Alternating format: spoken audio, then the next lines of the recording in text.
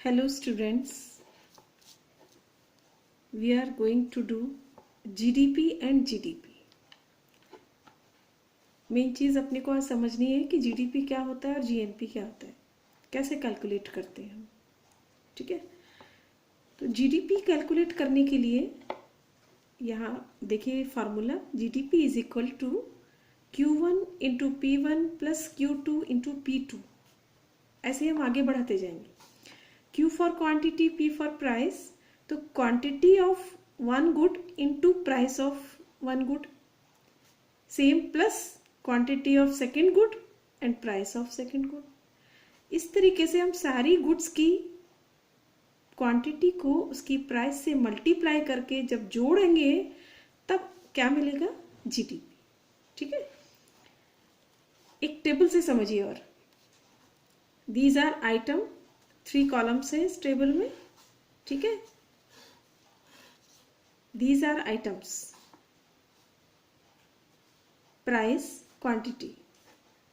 Number 1 bread, item 2 butter. कीमत कितनी है ब्रेड की? 3 रुपए. क्वांटिटी है 100.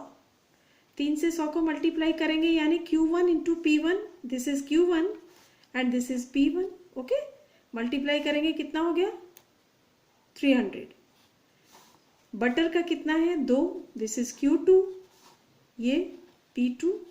मल्टीप्लाई करेंगे 100 से 2 को तो 200. ठीक है, टोटल कितना हुआ? 500. तो 500 रुपये क्या हो गया हमारा? जीडीपी. ठीक है, तो जीडीपी की डेफिनेशन क्या आएगी? Monetary value of all final goods and services produced in an economy in a accounting year. कुल मिलाकर के एक साल में देश के अंदर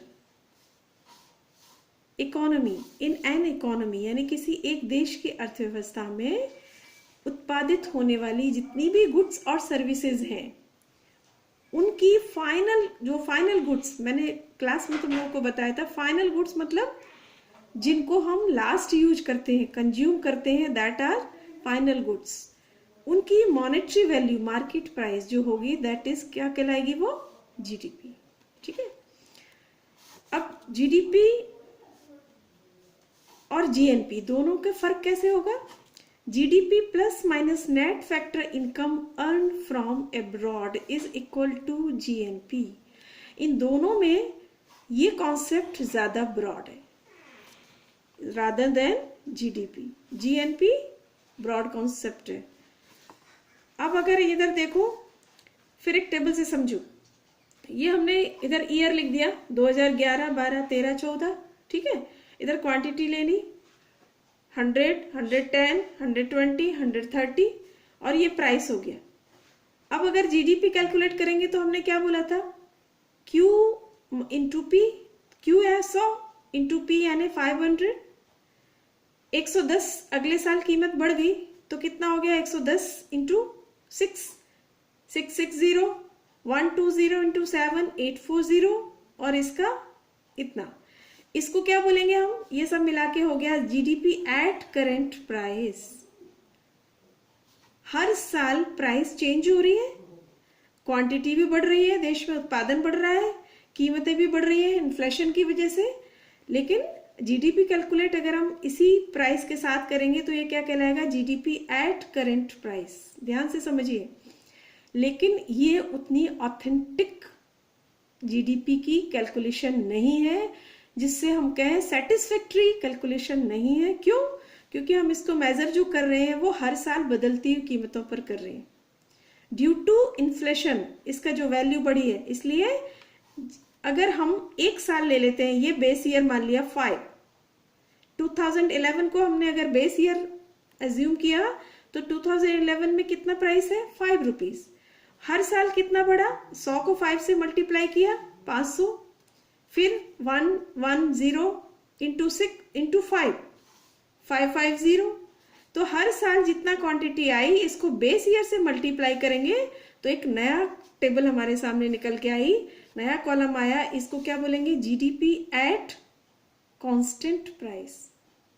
और ये क्या होगी, real growth. This is real growth, क्योंकि यहाँ पर सच में इतना हर साल बढ़ रहा है। और यहाँ वेरिएशन देखिए आप, एक साथ कितना हो गया, 1000 से ऊपर निकल गया, और यहाँ कितना आया, ओनली 650। ये एक्चुअल ग्रोथ है। और ये जो कैसी ग्रोथ है, जो हम हर साल के, इसमें इन्फ्लेशन भी शामिल है, इसमें इन्फ्लेशन शामिल नहीं है। अब दो चीजें होती है, एक होती है जीडीपी एट फैक्टर कॉस्ट, दूसरी होती है जीडीपी एट मार्केट प्राइस। क्या फर्क है दोनों में? जीडीपी और जीएनपी, ये जीडीपी समझा हमने, जीएनपी में अगर हम माइनस कर देंगे net factor income earn from abroad को, तो जीडीपी रह जाएगा, क्योंकि ये फॉर्मूला है, इसको देखिए ध्यान से समझिए। और जीएनपी यानी ग्रॉस नेशनल प्रोडक्ट, जीडीपी यानी ग्रॉस डोमेस्टिक प्रोडक्ट। तो जो डोमेस्टिक है, डोमेस्टिक का मतलब है जो देश की बाउंड्री के अंदर ही अंदर जो भी चीज पैदा हो रही है उसकी मार्केट वैल्यू। और जीएनपी यानी जो भारतीय, चाहे वो भारत में रहे चाहे वो भारत के बाहर रहे, कुल मिलाकर के भारत के लोगों के द्वारा किए जाने वाला, कमाया जाने वाला पैसा किस क्या कहलाएगा, जीएनपी। तो एक्चुअल हमारा क्या होता है, जीएनपी। दूसरी चीज, इन दोनों को भी ये, लेकिन दोनों ग्रॉस है, फिर क्या होगा, एक वो होगा जीएनपी से, जब इसमें से हम डेप्रिशिएशन माइनस कर देंगे तो क्या बचेगा, एनएनपी। और जीडीपी में से डेप्रिशिएशन माइनस करेंगे तो क्या बचेगा, एनडीपी। ये हो गया प्योर, शुद्ध net national product, net domestic product. ये इन दोनों की नेट वैल्यू है। ओके, अब GNP eight factor cost, GNP at market price, अगर इसको हमने कैलकुलेट करना है तो क्या करेंगे, मार्केट प्राइस में करना पड़ेगा। मार्केट प्राइस ज्यादा बड़ा कॉन्सेप्ट है, ब्रॉड कॉन्सेप्ट है। जीएनपी फैक्टर कॉस्ट प्लस, जब जीएनपी फैक्टर कॉस्ट में हम इनडायरेक्ट टैक्सेस, सब्सिडीज को जोड़ देते हैं तब हो जाता है GNP at market price. Okay, GNP का डेफिनेशन देख लो, the total monetary value of final good and services which are produced by the normal residence of the country. Bharat के लोगों के द्वारा उत्पादित किए जाने वाली total value, total goods and services की, फाइनल गुड्स एंड सर्विसेज की मॉनेटरी वैल्यू। और जीडीपी की क्या डेफिनेशन थी कि भारत की बाउंड्री के अंदर की जाने वाली, चाहे फिर वो विदेशी भी हो सकता है, भारत में रहने वाला, भारत का भारतीय भी हो सकता है। ठीक है, ये दोनों का फर्क ध्यान से समझिएगा। अब अपन थोड़ा सा और आगे आ जाए।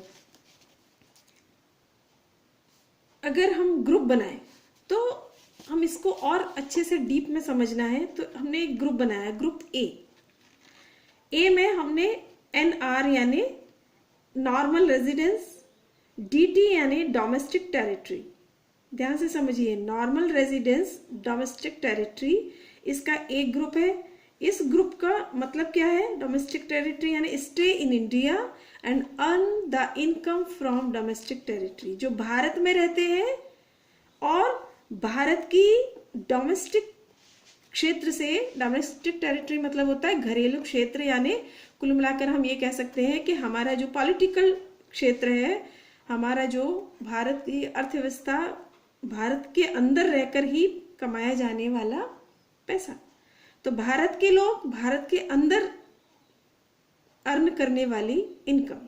ठीक है, बी ग्रुप में करेंगे हम नॉर्मल रेजिडेंस, भारत के लोग लेकिन अब्रॉड से कमाई जाने वाली इनकम, ध्यान से समझिए। सी में हम लेते हैं नॉन रेजिडेंस, जो भारत में नहीं रहते, जो भारत में नहीं रहते, नॉन रेजिडेंस जो भारत में नहीं रहते, such people who are foreigners, कहाँ रहते हैं, विदेशों में। ठीक है, तो तीन ग्रुप हो गए। तो ए बी ग्रुप, ये जो ए और बी यानी एनआरडीसी, भारत में रहने वाले, भारत से कमाने वाले, भारत में ही कमाने वाले, ये किस ग्रुप में आएंगे, जीएनपी, ए प्लस बी। दूसरा एनआर भारत के लोग विदेशों में भी रह रहे हैं, लेकिन अगर वो कुछ अर्न करते हैं तो वो भारत की जीएनपी में जोड़ा जाएगा। इसलिए ए तो कॉमन हो गया, ए दोनों में जाएगा, जीएनपी में भी जाएगा ए और जीडीपी में भी जाएगा, क्योंकि इंडियन है और इंडिया में ही वो अर्न कर रहे हैं। दूसरे में इंडियन है पर अब्रॉड से अर्न कर रहे हैं। और थर्ड में आ जाएगा सी वाले ग्रुप में जो नॉन रेजिडेंस है वो, और जो विदेशी लोग हैं हु आर फॉरनर्स, वो किस में आ जाएगा, ए प्लस सी, वो किस में आ गया, जीडीपी में, क्योंकि बाहर के लोग हैं लेकिन अगर भारत में अर्न कर रहे हैं तो वो पैसा भारत की बाउंड्री के अंदर कमाया गया है, इसलिए वो किस में आएगा, जीडीपी में। ठीक है, तो ए इसको ग्रुप बनाए तो देखो A is equal to NR and B is equal to NR. Common क्या है, ए में एनआर है, बी में भी एनआर है, कॉमन ग्रुप हो गया। फिर A is equal to DC DT and C is equal to DT, तो दोनों में ये चीज भी कॉमन होगी, डीटी एंड डीटी। अगर रिलेशन देखें दोनों का तो रिलेशन कैसे आएगा, net factor income from abroad. B group में क्या था, बी ग्रुप पे आइए एनआर अब्रॉड, सी पर आओ नॉन रेजिडेंस और डोमेस्टिक टेरिटरी। ठीक है, तो बी और सी यानी हमारे यहाँ के लोग विदेशों में कमा रहे हैं और बाहर के लोग यहाँ पर कमा रहे हैं, दोनों का फर्क जो है, दोनों का डिफरेंस है, वो कहलाएगा B minus C is equal to net factor income from abroad.